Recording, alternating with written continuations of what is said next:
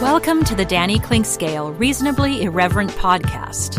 Insightful and witty commentary, probing interviews, and detours from the beaten path. Welcome to Arts and Lifestyle Wednesday, presented by Cinematic Visions, and it's another edition of Danny and Tim's Music Scene, and certainly we always, each and every time we get together, every other week, have some grim stuff to talk about. The music scene certainly is suffering. There are bands that are suffering. We don't see much of a future as far as big acts coming back, and we'll talk a little bit about that, about how maybe even 2021 looks like a year to scrub as far as being able to go to bigger venues and arenas and things like that, and the fact that some of the bands aren't even planning on it now. But then we can move into areas that'll make our life a little more enjoyable as well.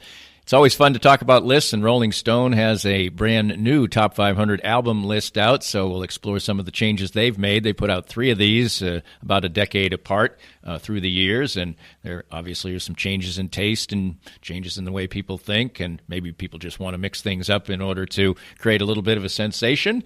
And there's some local shows, limited ones, but there's a couple things we can recommend to talk about as well, and certainly one this weekend at Lemonade Park, which we've talked about several times on this show. So there are limited opportunities to get out there and maybe see some live music and do it safely. And we'll even throw in, Tim has a film recommendation that you can access easily because it's at Netflix, an unusual film that he'll describe as well. It's all wrapped up in Arts and Lifestyle Wednesday, presented by Cinematic Visions and Danny and Tim's Music Scene, and a little bit of movies, too. We got it all today, right here. Cinematic Visions has been an affordable solution for professional media production in Kansas City since 2003, offering award-winning video production and creation, as well as a wide array of digital and social media management services. From planning, scripting, filming, editing, and post-production, to delivering your product to a watching world, Cinematic Visions will provide professional and affordable services for you and your business with the necessary return on investment to make it all worthwhile. Cinematic Visions' goal is to unlock the power of storytelling through video and a strong online presence for your company. Beyond the numbers, they want to inspire and evoke your clients to feel and act. Let my friends at Cinematic Visions embed your brand where it belongs, in your customers' minds. You can find them online at cinematicvisions.com or with a quick phone call at 816-600-6300. It's time now to get some great assistance on healthcare with Chad Beisel from NoNonsenseHealthcareNinja.com. And Chad, even your business's name would indicate that you have a real aggressive way and an important way to go after some health insurance for your clients. What I've found out in the industry is just a lot of people are really confused. They don't know what plans are good, what their plans offer, how they cover. And so I've just taken the approach of being really educated on what options are available to clients and showing them all the options that are available and making sure they understand them so they can pick and choose what options are good for them. And one thing that's really important, of course, is access to doctors and hospitals. Absolutely. That's becoming a big issue for a lot of people. Some of the plans out there are going to restrict those clients to where they can and cannot go. So if you live just outside the Kansas City metro, some of the counties outside, you may not be able to go to some of the hospitals up here in the Kansas City area. So making sure that you have a plan that's got doctors and hospitals and places you want to go is really, really important today. Learn more by visiting NoNonsenseHealthcareNinja.com and let Chad help you. I'm here with Tim Emerson, the owner of Emerson & Company. And Tim, give us an idea of the range of services that you provide from Emerson & Company. At Emerson & Company, we do credit card processing, payroll services. We do bookkeeping, merchant accounts like point-of-sale systems. What would you say differentiates you from other companies in the field, and what makes you special? I think what makes us unique is that we're a small local business making regional decisions on companies. We create a profile for the business and then put it out to our different vendors in a very competitive environment and tailor those needs to the specific business, which usually ends up in a great fit or great result for the company. And, of course, the idea is to save money, right? Save money, and actually sometimes I'm surprised where actually a solution that may cost a little bit more ultimately does save money, but we're not conditioned to think like that sometimes. Emerson & Company. Check them out at emerson-co.com or call them at 816-360-9092. Firsthand, I have enjoyed the benefits of the CBD products from Canaway. My back feels better and better these days as a major part of my routine are the pain-relieving salve and the pure gold oil. And recently, I had the pleasure of a treatment session using the Canaway CBD in conjunction with the Microlight 830 cold laser. The non-invasive treatment session worked wonders, and I could barely tell I was even being touched. TML 830 is the first 3B cold laser to get FDA approval, and in addition, the combination treatment with CBD is patent pending. The new smart laser is the only hands-free cold laser in the world and is used by athletic trainers, chiropractors, MDs, physical therapists, and veterinarians everywhere. You can learn more about all the great benefits from the complete line of Canaway CBD products by contacting my friend Sherry McCants at 515-208-6312. That's 515-208-6312 to get outstanding information about Canaway. If you'd like to join these and other great sponsors and market your business to a growing and engaged audience, contact us at danny@dannyclinkscale.com. Look forward to hearing from you. Tim, we were talking before we went on, and we have really had a great time during this coronavirus era talking about music and things that we've watched in documentaries and diving into old things. But the more time goes on, the more we yearn for new things. And the news just isn't getting much better as far as the live music scene is concerned, and bands and things aren't opening up. And in fact, you see things like in England, the virus cases are rising back up, and restrictions. What we see more is that maybe we were returning to more restrictions rather than less restrictions as time goes on. And I know that you've heard bands talking about the fact that maybe even 2021 they're not thinking of as a bounce back year. Yeah, I've read so much about this from so many sources that I don't remember where I read this. But it was just a national touring band or touring act, international touring act, who just said, we've just given up on 2021. We'll plan on doing something in, mid 2022, which unfortunately I think a lot of the bigger touring acts are becoming resigned to, which is really discouraging. It's because there was, like I said so many times, there was so much we were supposed to see this year here in Kansas City between Starlight and the Sprint Center and the old Sandstone Amphitheater. And, when we all realized that it wasn't going to happen this year, we just assumed it would be sometime early next spring, things would pick up. And now that looks unlikely. And even more distressing is the outlook for the smaller clubs, the local venues that bring in so many important, regional acts and bands that are on the rise and are moving towards becoming theater bands and then arena bands.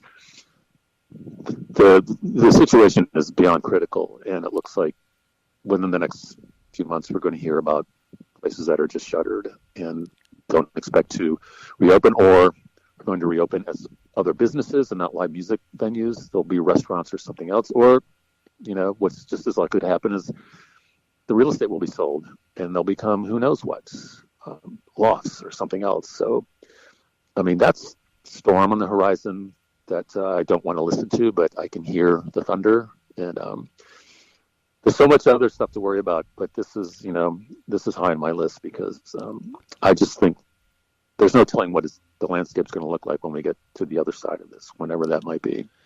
And it's part of our fabric, part of a lot of people's really life that makes life a little more enriching. And certainly if you're a young musician that really hasn't maybe even started a band that's being seen, or you were just about to, you might think to yourself, the struggle's not worth it. Not everybody's going to be a star, but when people start to form bands and have dreams, they do have dreams. And if there's not even a small dream out there, like we can start off in a club and then we, might move up to a bigger club and then we'll be in small venues. If they don't have that, they might just throw their hands in the air and maybe play for their own edification, or maybe even not.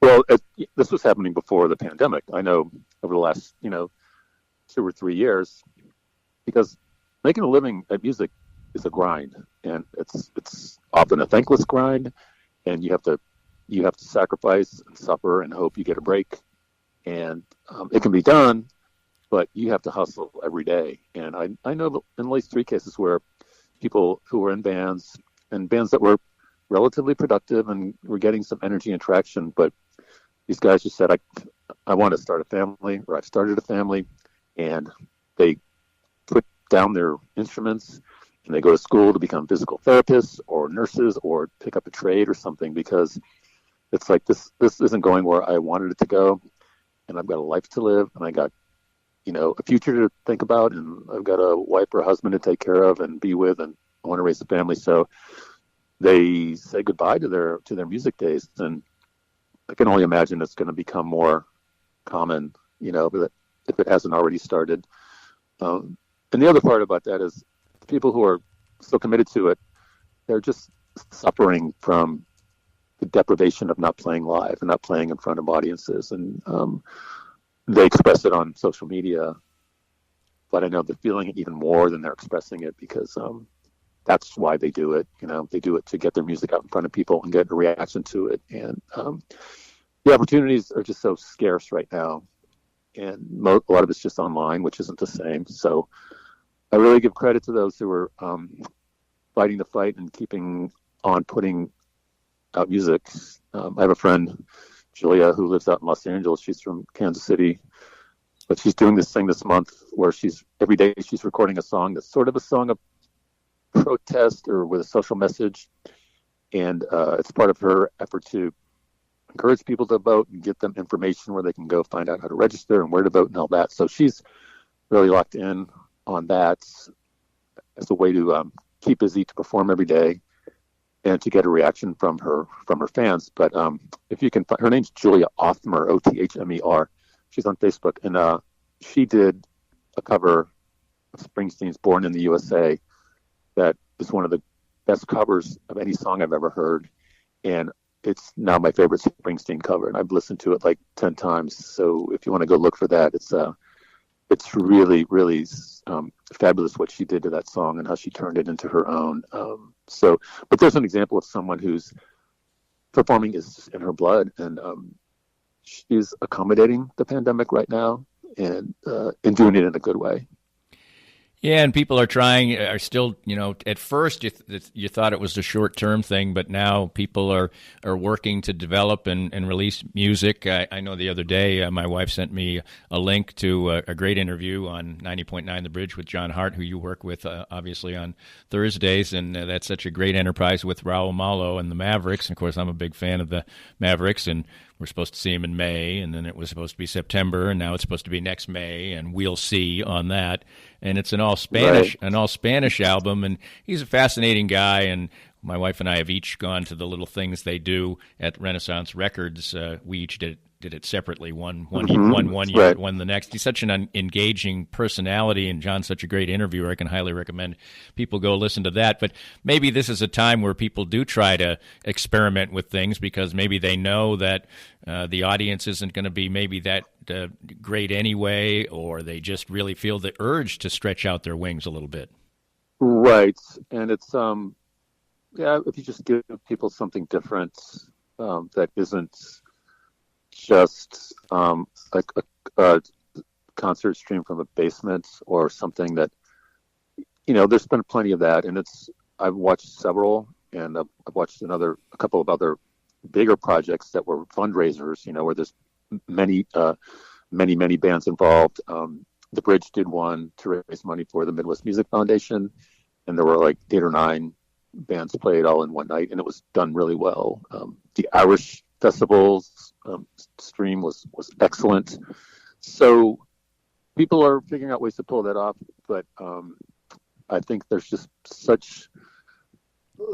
this like deprivation fatigue, because it's like, this is good, but what I really want is to be in a club with other people around and see the band live. And I guess we just have to resign ourselves to accepting and indulging in what's available for the time being, and that time being maybe a lot longer than we expected. And I can, you just go to the Bridges website and you can listen to that interview. He's a very engaging person, and it's kind of a unique, and he references, and John talks on this interview about the fact that neither he nor his wife speak any Spanish whatsoever. And he said in one of the tunes they were brought to tears, like by the emotion of it. And when presented with that, first of all, Raul Malo thanked them, but he secondly said, hey, this is kind of, in my mind, that's kind of like when I see opera. I don't understand Italian or I don't understand German or whatever, but the music can resonate even if you don't understand. Right. Well, he's so emotive as a singer, that I'm not surprised he can wrench some emotions out of you just listening to him, no matter what language he's speaking. I think that I couldn't read the article because it was an exclusive, but there was an article written about the fact that some Mexican or Mexican American acts are seeking out areas of the country where maybe there's less restrictions or people are being more lax, and maybe musicians are trying to explore that. In many ways, that's probably a shame, but maybe that's something that we're going to see where people are, going to try to find areas of the country where they will be allowed either in maybe open air venues or just restricted areas where they can play. They may just go to certain parts of the country. Well, speaking of that, I just saw this late last week. Our friend Billy Brimblecom Jr. posted it on Facebook. Summer Breeze has a show scheduled in October, and it's going to be at the Crown Center Pavilion, and they're going to limit attendance. So that it's, do the math and how many people per square foot they can allow. Imagine I know that place holds a lot, and I don't know whether it's just going to be under the tent and back on the lawn like the Irish Fest does, or what. I think they're going to need more space than just under the tent. But anyway, that's something to look forward to. And I know they'll do it safely, and I know they'll do it right, especially if Crown Center's involved, because they host some shows up in the old movie theater. So there's one thing to look forward to, but there's a band that has decided we want to play, our fans want us to play. So we're going to negotiate with a venue and figure out a way to do it safely. But, there's a show to look forward to. There you go. That's something there. But, now when people maybe are starting to figure out that these things aren't going to happen and we have to be creative, then we're going to run out of weather. Right. Yeah. I mean, it can be. I've been to shows in Sandstone a whole third week in October that were fine. So, right. We never know around here, but yeah. I mean, it could be also 40 degrees and raining. So who knows? Absolutely, but there's a shred of good news there. And something that we always have done through the years as music fans is look at lists, and Rolling Stone has come out with a new, I think it's the third one they've done, 2003, 2012, and now an updated top 500 albums of all time. We'll use that as a little bit of a jumping off point coming up next, as it's Danny and Tim's Music Scene right here on Arts and Lifestyle Wednesday, presented by Cinematic Visions on the Reasonably Irreverent Podcast. More of Danny's Reasonably Irreverent Podcast after this.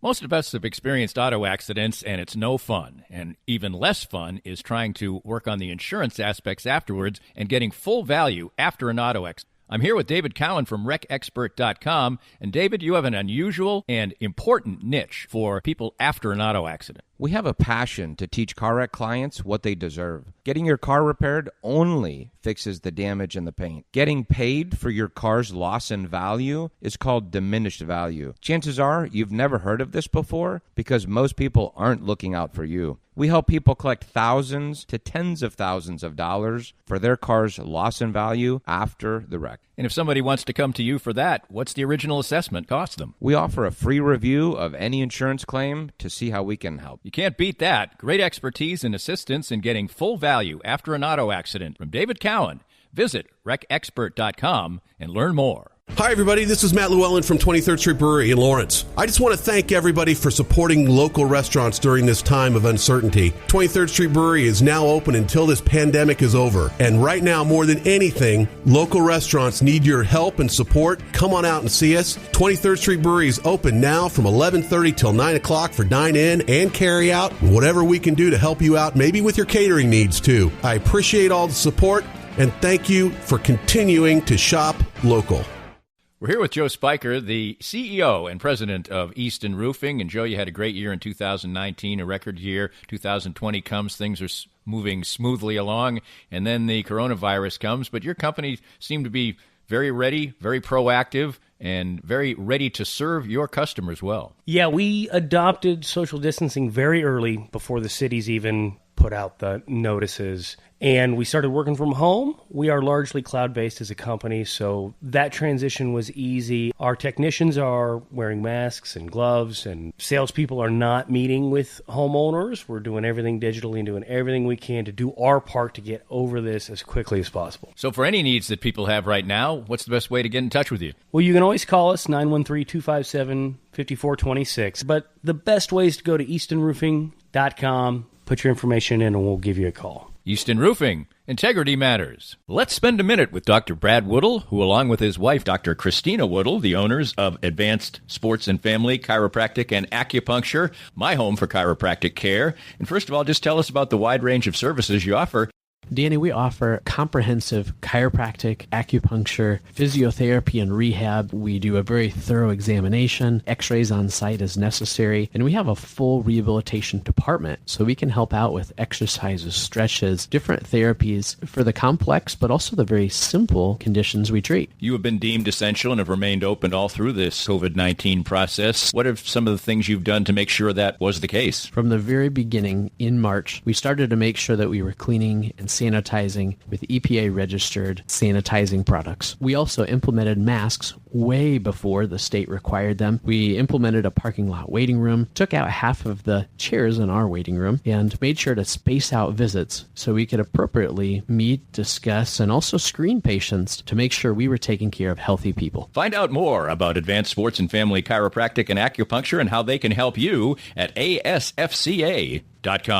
If you'd like to join these and other great sponsors and market your business to a growing and engaged audience, contact us at danny@dannyclinkscale.com. Look forward to hearing from you. Back with Tim, it's Danny and Tim's Music Scene. We are talking about music, which endures no matter what. But one thing we've seen a lot of during the course of the pandemic is people putting out lists or compilations or things like that. And maybe it's surprising that Rolling Stone took so long to do it, but it's rather an extensive enterprise, and 300 to 400 people vote, everyone from musicians and prominent musicians to music writers and everything else.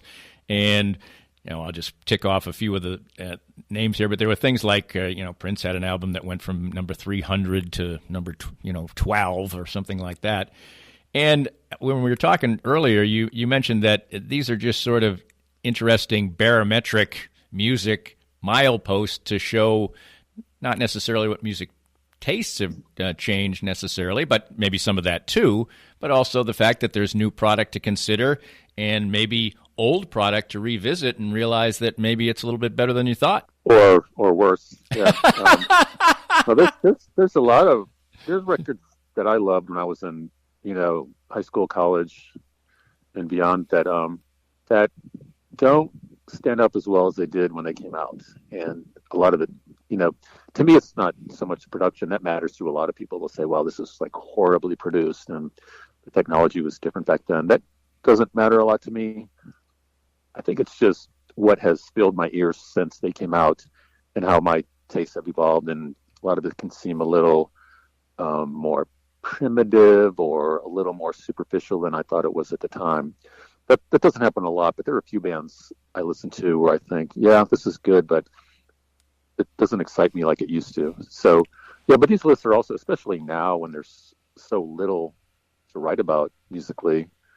I mean, it's like ESPN was before the leagues got back together, and they were just, I felt sorry for those guys just trying to get anything out of whatever, find anything, any way or excuse to talk about sports. And you could tell it got really excruciating at times because they were really scraping the bottom. But this is always a way to stir, discussion and make people mad or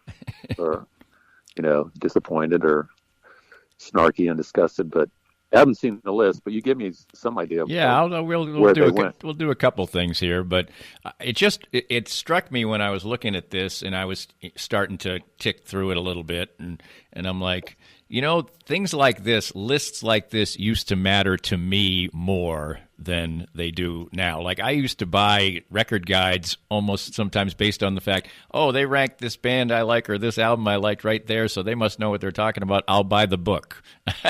My brother and I used to send lists when I was in college and he hadn't gotten to college yet of songs that were out right then, our top 10 of the week. It seems like it really is maybe sometimes, as far as emotion is concerned, a young person's enterprise, and that's cool. I suppose. I wonder. I mean, I don't know how much Rolling Stone matters to young people right now. Right. I have no idea. And I also wonder. I mean, the whole music universe is so different now from how it was when I was in high school and college. That I think everyone is so ensconced in their own niche and their own cults that there's not a widespread interest in what's going on in the mainstream. But I mean, this is obviously an excuse to revisit some old records and new records and stir up some conversation, get some clicks. And I'll probably look at it just to get an idea of what the intent was, because I know one of the intentions had to be to provoke some little bit of outrage. Like, I think you told me like Pet Sounds is above Sgt. Pepper's now, and yes, Sgt. Pepper's has fallen. Well, I love both records. I don't know how you decide which is, better, either slightly or significantly than the other. But I know some Beatles fans who will be absolutely pissed off at that, and I think that's probably kind of the point too. And then the number one record is Marvin Gaye's "What's Going On," and there's probably a little bit of a political element there. That was these records we're talking about were all super highly ranked anyway. They've just shuffled the cards a little bit. Mm-hmm. But when I mentioned that number one, you kind of did a audio. We're not sitting face to face, but sort of an audio. I get what's going on there. No pun intended. Right. Yeah. I mean, that seems like there's a defensible rationale for putting that record up there. It seems significantly relevant right now. And, I mean, when you put a list like this together, there's like two or three ways to look at it. That record was powerful because of its lyrical content. It was a social message at a time when there was a lot of social upheaval like there is now. So that record matters again.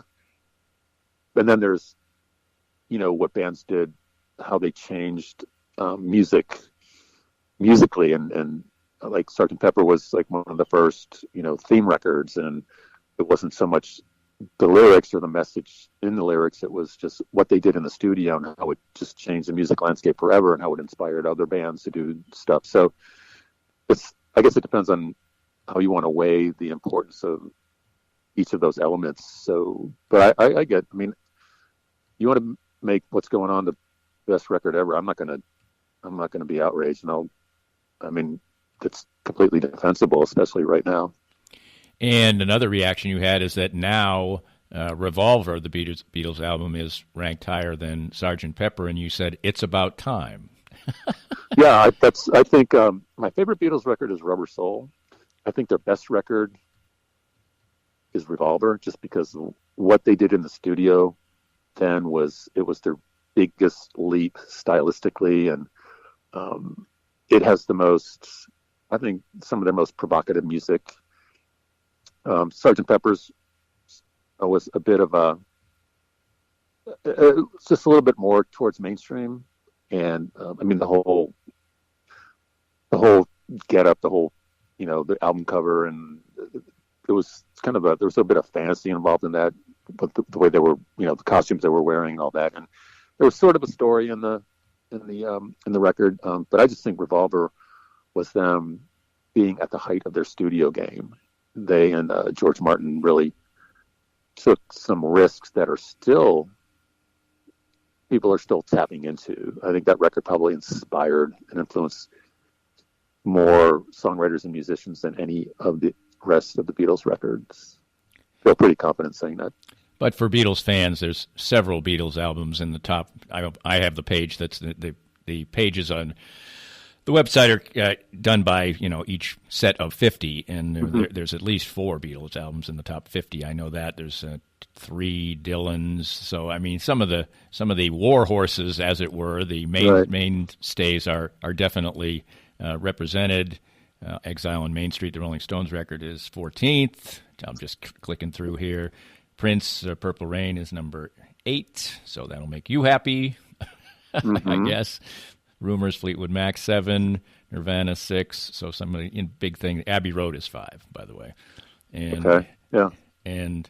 But number 3 is Joni Mitchell, Blue, which is a great record. Joni Mitchell's an interesting person. I think that she, a lot of times, was thought that she made people mad. I think a lot because I think she felt like she got short shrift for some of the things that she put out, and that other people got greater fame than. And I know there's a lot of Joni Mitchell stories out there about her being sort of an angry person, but she certainly did produce the goods, indeed, and also inspired a lot of other things that had nothing to do with her music, but inspired other people to do music and music about her. Right. She never really, I guess you could say she never really got I think she got the acclaim she deserved. I think, people who appreciate music appreciate what she brought.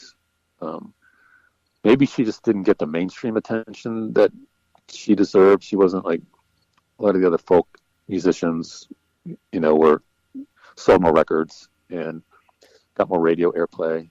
But she's an elite songwriter and an elite singer and an elite musician. And yeah, I mean, I can understand if she's got a little bit of resentment over how she played, in the mainstream, which wasn't. She was a bit on the outskirts, and but that part of that was by choice because she did some stuff that she wasn't trying to appeal to a wide mainstream audience. Once she got past her first couple records, she went in a direction that was more sophisticated than regular top 40 pop music. And just to wrap it up, I would say that Rumors is, it's just been heard so much. The songs have been heard so much. It may be the most influential album that really is straightforward mainstream music. I mean, there's nothing really, groundbreaking about it. It's just outstanding songs and good quality. Yeah, I don't know. I don't think it influenced a lot of bands. Like, right, I don't think it considered any influence musically, but it was like one of the first huge blockbuster records that sold tens of millions of copies. It was before Thriller and a lot of other huge records that came along in the 80s. And it's still beloved. And it is kind of a perfect record from start to finish. And I don't know if I put it in the top 10. Right. I think it's a beloved record, and it deserves to be. But I would put it, maybe in the second 10 and closer to the mid to lower teens. But and like I said, it depends on what the criteria is. Are we talking about great influential records or popular records or just records that you love? Because if I'm doing just records that I love, there's going to be some that I might even admit are not mediocre, but not great. I just like them from start to finish. The songwriting might be a little predictable, and it's just the record means something to me personally and emotionally, and otherwise it's kind of just a good record. But so it would depend on the tack. What are we judging here? So. Yeah, I guess it's a sort of difficult record to ignore because I think every single track everybody knows basically on the record. There's not there was that sleeper in there. I mean, it's like a greatest hits album that isn't. Yeah, there aren't really any deep cuts on that record. They're all like crime. Yeah. Right, absolutely. I know you've been an aficionado of Lemonade Park, and they've got a good show coming up this weekend to give people an opportunity to spread their musical wings, get outside, do something fun. Correct. Two really entertaining, exciting Kansas City bands, Victor and Penny and the Loose Change Orchestra.